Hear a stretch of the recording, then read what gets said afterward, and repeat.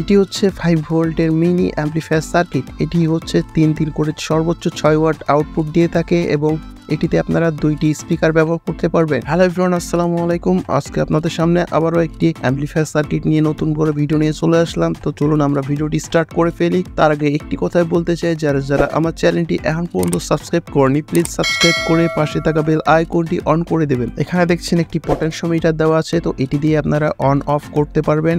এটির মাধ্যমে volume control করতে পারবেন। এখানে একটি 16 পিনের আইসি দেখতে পাচ্ছেন, তো এটি হচ্ছে আমাদের মেন আইসি। এটার মাধ্যমে এই সার্কিটটি কন্ট্রোল করে থাকে। এখন দেখবো আমরা এটাতে ইনপুট এবং আউটপুট দেবো কিভাবে। তো এখানে 3টা পিন দেখতে পাচ্ছেন, তো পিনের মাথার উপরে লেখা আছে দেখুন এল জি আর। তো এখানে যেটা মিডিলেরটা জি লেখা আছে সেটা গ্রাউন্ড, আর এল এবং আর যেটা লেখা আছে, এল এ হচ্ছে লেফট এবং আর এ হচ্ছে রাইট। এখানে আপনারা অক্স কেবলের কানেকশনটি দিয়ে দিবেন এবং এই পাশে দেখতে পাচ্ছেন পাওয়ার লেখা আছে এবং পজিটিভ এবং নেগেটিভ চিহ্ন দেওয়া আছে। তো এখানে আপনারা দেখে ব্যাটারি কানেকশনটা ভালোভাবে লাগিয়ে নেবেন, কারণ উল্টাপাল্টা করলে আপনার সার্কিটটি নষ্ট হওয়ার চান্স থাকে। এবং বাকি যে পিনগুলো 4টা দেখতে পাচ্ছেন, এই 4টা তো প্লাস মাইনাস লেখা আছে। তো এইগুলো হচ্ছে আপনার স্পিকারের লেফট রাইট স্পিকারের আউটপুট স্টুডিও সাউন্ডের জন্য। তো চলুন আমরা এবার কানেকশনগুলো আপনাদেরকে দেখিয়ে ফেলি, কিভাবে কানেকশন দিয়ে আমরা চেক করব।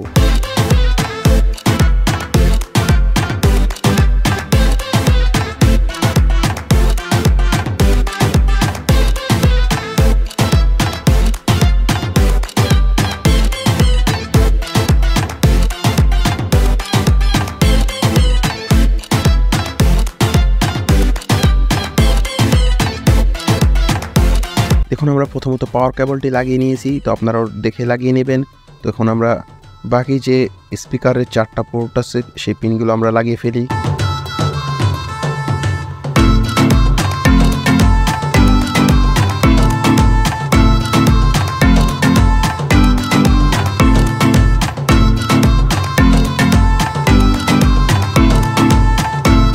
এবং আমাদের পাওয়ার এবং স্পিকারের আউটপুটের কানেকশানগুলো লাগানো কমপ্লিট হয়ে গেছে। এবং বাকি 4টা হচ্ছে দুইটা হচ্ছে স্পিকারের লেফট এবং রাইটের জন্য। তো এই কানেকশানগুলো ভালোভাবে লাগিয়ে নেবেন। আর এই দুটো হচ্ছে পাওয়ার কেবল। আমি পাওয়ার কেবল দেখে লাগাবেন, কারণ স্পিকারের কানেকশান উল্টাপাল্টা করলে কোনো প্রবলেম নাই, কিন্তু পাওয়ার কানেকশান উল্টাপাল্টা করলে প্রবলেম। এখন আমাদের এই অক্স কেবলটি লাগাতে হবে। তো আমরা অক্স কেবল আগে থেকে কেটে নিয়েছি, তো আপনারা এরকম একটি অক্স কেবল কেটে নেবেন। তো আমরা এখন লাগিয়ে ফেলবো এটা। তো এই অক্স কেবলটি লাগানোর নিয়ম হচ্ছে, যে ব্ল্যাক কালার তারটা দেখতে পাচ্ছেন সেটা হচ্ছে গ্রাউন্ড। তো সেটা আমরা মিডিলে গ্রাউন্ডে দিয়ে দেবো এবং বাকি যে 2টা থাকবে সে 2টা আমরা দুই পাশে যে কোনো উল্টাপাল্টা করে লাগালেও কোনো প্রবলেম নাই, কিন্তু গ্রাউন্ডটা আমাদের মিডিলে লাগাতে হবে। যেখানে গ্রাউন্ড লেখা আছে জি, সেখানে লাগিয়ে দেবেন।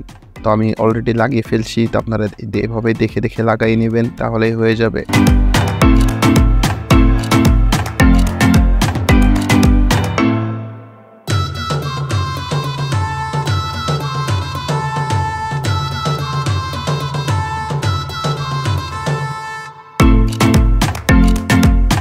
সো আমাদের অলরেডি সব কানেকশন লাগানো কমপ্লিট হয়ে গেছে। এখন আমরা স্পিকার এবং ব্যাটারি লাইন দিয়ে দেখব যে কেমন আউটপুট দেয় এবং আমরা সাউন্ডটি শুনবো। তো চলুন আমরা আমাদের সমস্ত ব্যাটারি কানেকশন এবং স্পিকারের কানেকশনটি দিয়ে ফেলি।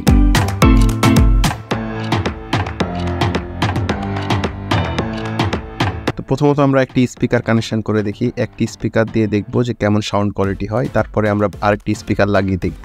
এখন আমরা আমাদের অ্যাম্পলিফায়ারটি অন করি।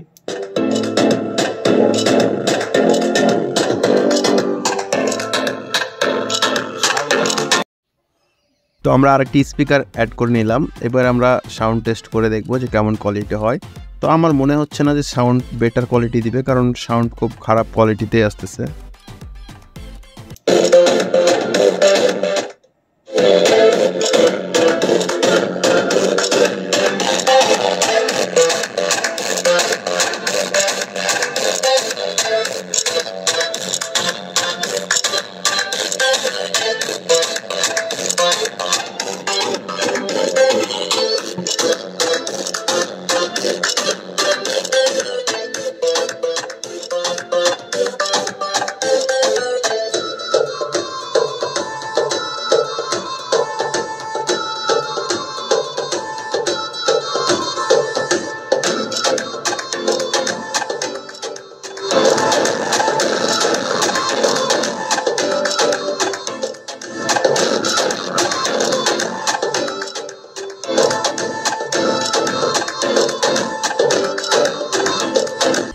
আপনার এখানে ফুল ভলিউম দিলে আপনার সাউন্ডটি ফেটে যাচ্ছে এবং মিডিয়াম সাউন্ডে শুনলে অবশ্যই ক্লিয়ার সাউন্ড পাওয়া যাচ্ছে, কিন্তু ফুল ভলিউম দিলে আমাদের কোয়ালিটি সাউন্ডের যে বেটার কোয়ালিটিটা ধরে রাখতে পারতেছে না। তো এটি দিয়ে আপনারা প্রথমত বেশি হাই কোয়ালিটি রেঞ্জের মিউজিক পাবেন না, মোটামুটি কাজ চালানোর মতন পাবেন। এবং এটি যারা কম বাজেটের ভিতর মাত্র 70 টাকায় অ্যাম্পলিফায়ার তৈরি করতে যাচ্ছেন তাদের ক্ষেত্রে এটা নেওয়া বেটার। মানে যারা ছোট বাচ্চা বা তাদের জন্য মিউজিক পছন্দ, তাদের থেকে ছোট একটি অ্যাম্পলিফায়ার তৈরি করে দেওয়ার জন্য এই সার্কিটটি বেটার হবে। তো আজকে এ পর্যন্ত ভিডিও ছিল। তো ভিডিওটি কেমন লাগলো অবশ্যই কমেন্ট বক্সে জানাবেন এবং এরকম ভিডিও আরও আসতে চলেছে, তার জন্য আমার চ্যানেলটি অবশ্যই সাবস্ক্রাইব করে রাখবেন। তো সবাই ভালো থাকবেন, সুস্থ থাকবেন, আল্লাহ হাফেজ।